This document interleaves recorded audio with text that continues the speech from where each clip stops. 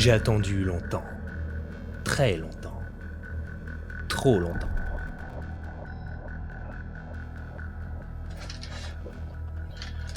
Qu'est-ce que c'est que cette merde?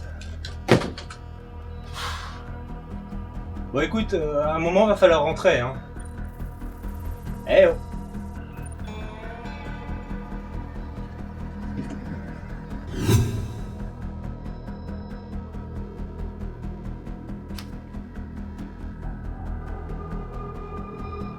On se trompait d'appartement, désolé d'avoir fracassé ta porte d'entrée pour rien, lol, bisous, signé la police.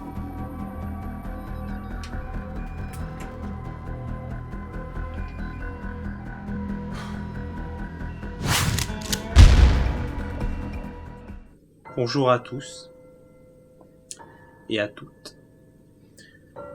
Je m'appelle Guillaume et je n'ai vu aucun des vieux films de la planète des singes. Ce qui fait de moi un mauvais cinéphile, un paria. Quelqu'un qui devrait être enfermé pour répondre de ses actes et de sa non-culture. Et je m'en excuse. Voilà, donc ça c'est fait. Aujourd'hui on parle d'un film qui déchire sa race, alors stoppez toute activité en cours car je vais avoir besoin de toute votre attention. On va parler de Dawn of the Planet of the Apes, autrement dit la planète des singes, l'affrontement. There must be another way. Caesar! War has begun. L'affrontement est la suite de la planète des singes Les Origines, succès surprise de l'année 2011 que personne n'attendait vraiment mais qui s'est finalement avéré excellent. Perso, j'étais hyper sceptique par rapport à ce film et j'avoue qu'à l'époque je n'avais absolument aucune envie de le voir. Je me souviens d'ailleurs avoir lu une interview du réalisateur français Pierre Morel à qui le film avait été proposé et dans laquelle on lui demandait des nouvelles du projet. Sa réponse, j'ai lu le script, j'ai refusé. De la part du réalisateur de Banlieue 13 et From Paris with Love, de tels mots font peur. Très peur. Le truc c'est que c'est pas le seul à avoir refusé le projet. James McTeague, les frères Hughes, Denis Iliadis, Scott Stewart, Scott Frank, Robert Rodriguez, Thomas Alfredson et Catherine Bigelow, ils ont tous dit non. Et c'est finalement l'anglais Rupert Wyatt qui hérita du projet. Loin d'être un réalisateur chevronné, il n'avait alors à son actif qu'un seul long métrage appelé Ultime Évasion. Mais c'est pas forcément une mauvaise chose. Qu'un réalisateur débutant prenne en main un projet hollywoodien peut au contraire aboutir à quelque chose de très intéressant. Après tout, Spielberg était un tout jeune réalisateur quand il a mis en scène Les Dents de la Mer, considéré comme le tout premier blockbuster. Il ne faut pas oublier que le cinéma c'est avant tout une affaire de vision, plus que d'expérience. Un réalisateur débutant avec une vision intéressante a plus de chances de donner naissance à un bon film qu'un réalisateur chevronné avec une vision de merde. Ça paraît logique dit comme ça, et pourtant, ça l'est pas tant que ça.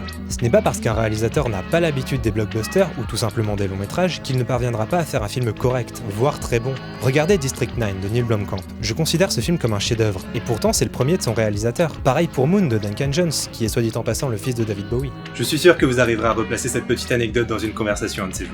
Rupert Wyatt a donc été embauché pour réaliser La Planète des Singes Les Origines, préquel, mais également reboot de la saga La Planète des Singes. Ce qui fait donc de l'affrontement la suite du préquel, du reboot, du remake. En gros. Après quelques réécritures du scénario de base qui semblaient définitivement poser problème, le film fut tourné avec comme tête d'affiche James Franco, Freda Pinto et Andy Serkis. Et ça a cartonné. Non sans raison d'ailleurs, car le film se payait le luxe d'être non seulement ultra divertissant, mais également intelligent de par les thèmes abordés, et dont le principal, la révolte, pourrait même être considéré comme une référence aux origines françaises de la saga, car La Planète des Singes est avant tout un roman écrit en 1963 par le français Pierre Boulle. Bon, c'est un peu tiré par les cheveux, mais après tout, pourquoi pas? La force du scénario résidait également dans son personnage principal. En effet, passé la première demi-heure, on se rend bien compte que James Franco se fait totalement voler la vedette par César le singe. Et si assister à la prise de pouvoir des singes à travers les yeux de l'un d'entre eux était une idée formidable mais casse-gueule, eh ben ça a super bien marché. Et je pense qu'on le doit en grande partie à Andy Serkis. Mais qui donc est cet Andy Serkis, vous allez me demander? Et moi de vous répondre.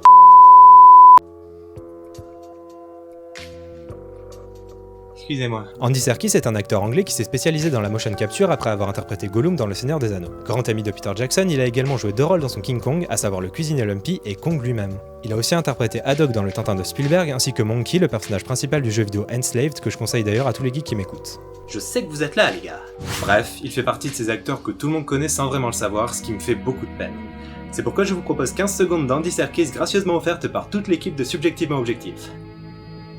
Par moi, donc.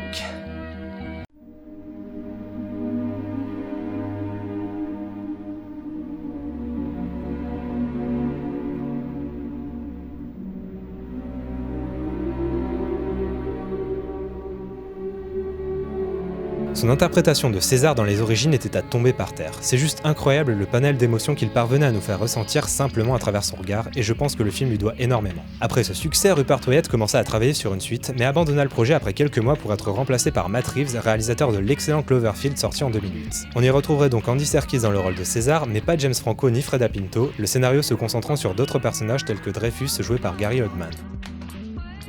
Et Malcolm, joué par Jason Clarke, que vous verrez l'été prochain dans Terminator 5 dans le rôle de John Connor. Ça va spoiler, chérie. Attention, je m'apprête à spoiler la première moitié du film. Si tu n'as pas vu le film, je te conseille de te rendre à 7 minutes 54. Sinon tant pis pour toi, je t'aurais prévenu. Le film démarre 10 ans après le précédent, alors que la grippe simienne a décimé la majeure partie de l'humanité. Les singes ont quant à eux survécu dans la forêt environnant San Francisco et forment une communauté soudée dirigée par César. Vous pouvez le prononcer Caesar. Parmi les singes du précédent film, on retrouve donc Caesar, Koba et sa tête de méchant, et Maurice l'orang-outan. On apprend ensuite que les humains n'ont pas donné signe de vie depuis 2 ans et qu'il est probable qu'ils soient tous morts. C'est alors que 2 singes, dont le fils de César, rencontrent un groupe d'humains au sein de la forêt. César ordonne aux humains de partir parce que oui, les singes parlent, et ces derniers s'exécutent. Ils sont suivis par quelques singes jusqu'à leur QG situé au sein même de San Francisco, où une communauté humaine immunisée contre la grippe simienne est parvenue à survivre jusque-là. C'est là qu'entre en scène le personnage de Dreyfus, qui dirige cette communauté avec Malcolm. Malcolm lui explique la situation et l'on apprend que si les humains se sont aventurés dans la forêt, c'était pour accéder à un barrage hydroélectrique qui permettrait ainsi à la communauté humaine d'avoir l'électricité. Vient alors la question de la guerre. Si les singes ne leur autorisent pas l'accès à leur territoire et donc au barrage, il faudra utiliser la force. Du côté des singes, le même débat se pose. Cette communauté humaine ne serait-elle pas un danger pour eux? César affirme que partir en guerre reviendra à détruire tout ce qu'ils sont parvenus à construire et refuse donc cette possibilité. Mais Koba, qui a subi moult mauvais traitements durant les années où il servait de cobaye et qui a donc une dent contre les humains, encourage César à leur montrer leur force de frappe. C'est donc une armée de singes qui débarque à San Francisco avec un message clair. Si les humains restent chez eux, les singes en feront de même. Dans le cas contraire, Ce sera la guerre. Malcolm comprend que César est un chef juste et respectable et demande alors à Dreyfus de lui donner quelques jours afin de négocier.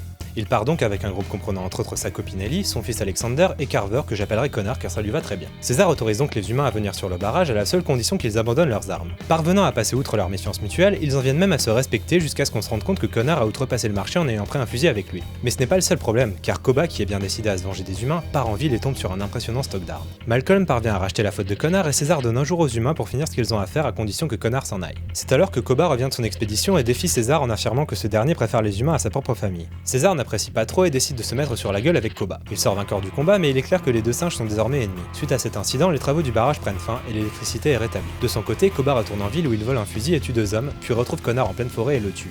De retour au camp, il utilise le briquet de Connor pour y mettre le feu et tue César avec le fusil volé. Naturellement, il accuse des humains d'avoir commis cet acte et, désormais à la tête d'une armée de singes, il fonce vers la ville pour y faire un massacre.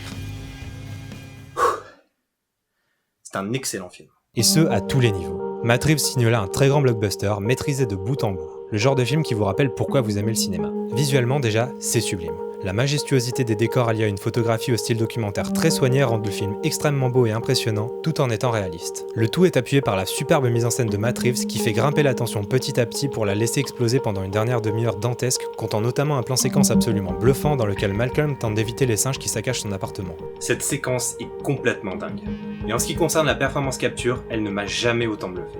Les personnages de César et Koba ont l'air tellement réels qu'ils volent sans peine la vedette aux personnages humains. Leurs regards, leurs expressions, ils font plus vrai que nature et c'est franchement impressionnant tant il est parfois difficile de deviner leur nature numérique. Superbe interprétation d'Andy Serkis encore une fois, mais aussi de Toby Kebbell, un acteur qui généralement m'indiffère mais qui a fait un super boulot dans le rôle de Koba. Mais le tour de force technique ne serait rien sans un bon scénario, et là aussi c'est excellent. Dense, riche en rebondissements et en émotions et évitant tout manichéisme, il capte sans peine notre attention durant 2h10 sans jamais la laisser retomber, et se paye même le luxe de nous questionner sur la nature humaine. Jusqu'où sommes-nous prêts à aller pour protéger les nôtres? Tout le film repose sur cette simple question, ainsi que sur nos prédispositions au conflit, et ces thèmes sont parfaitement traités. C'est d'ailleurs surprenant de voir des thèmes aussi profonds et ambigus dans un blockbuster à 170 millions de dollars. Jolie prise de risque, Hollywood.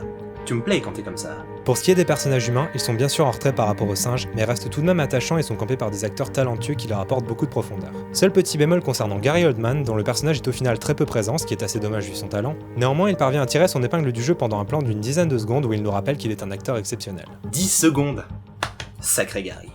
La planète des singes, les origines n'était au final rien d'autre qu'un prologue. Un prologue réussi, certes, mais qui se fera vite oublier tant sa suite est réussie.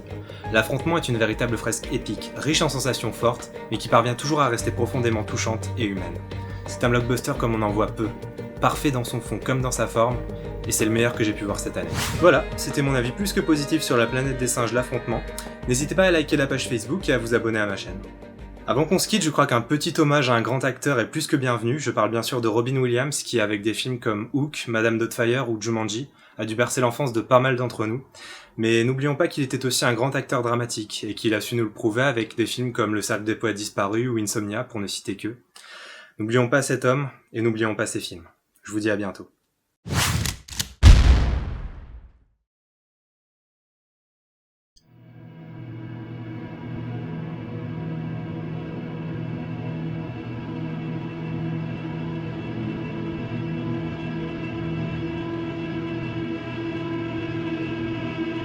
Qu'est-ce que...